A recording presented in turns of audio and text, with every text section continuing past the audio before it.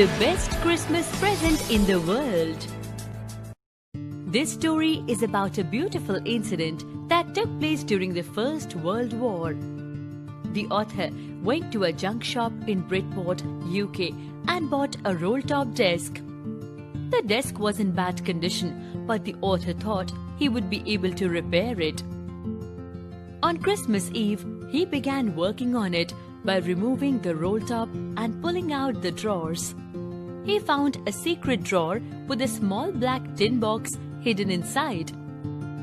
The box had a note taped to it. The note instructed the finder to bury it with the owner of the desk when the time came.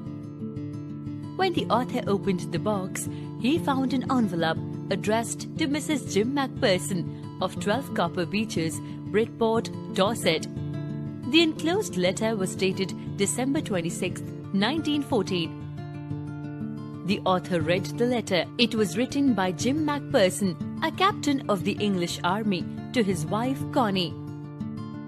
In the letter, Jim narrated a beautiful incident that took place on the battlefield on Christmas Day in 1914. The English and the German armies were in their respective trenches. Suddenly, Jim saw someone from the German side waving a white flag. He watched as a few German soldiers approached to wish the English soldiers a happy Christmas. The English soldiers replied in kind. Suddenly, several unarmed German soldiers began walking, crossing the no man's land or neutral territory, carrying the German alcohol, schnapps and sausages. Soldiers from both armies began shaking hands and wishing each other. A German officer named Hans Wolf shook hands with Jim Macpherson. They introduced themselves, shared rum and cake, and talked about their families and books. Then the soldiers played football while their officers cheered and clapped. When the food and drink was over, the two sides wished each other well and hoped the war would end soon. Then they returned to their trenches.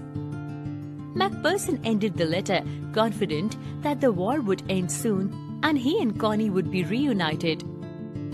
After reading the letter, the author decided to locate Mrs. Macpherson and return the letter. So he drove to Bridport, Dorset the next morning. He found that the house had been burned down and learned that Mrs. Macpherson was living in a nursing home.